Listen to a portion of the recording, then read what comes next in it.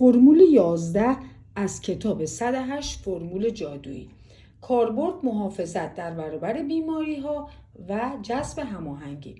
این یک کلمه عبری هستش و یک طلسمی هستش که به صورت فلک ترازو طراحی شده و توسط آگرپیا فیلسوف طراحی شده و این میگه که این صورت فلکی دارای یک خواصی هستش که در برابر بیماری‌های روانی و افسردگی میتونن ازش استفاده بکنن و همچنین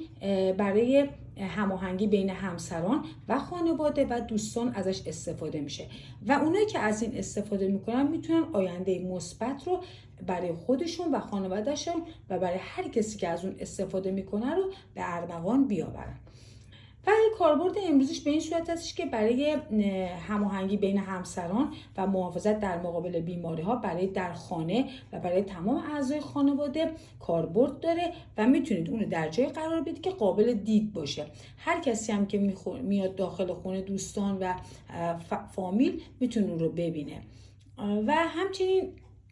برای سلامتی میتونید اون رو روی یه دونه چرم، سنگ و یا تکه پارچه‌ای یا چوبی حکاکی بکنید و به عنوان زیورالات استفاده کنید و همچنین میتونید داخل کاغذ بپیچید و با نخ قرمز بپیچید و 3 تا گره بزنید و با خودتون همراه داشته باشید.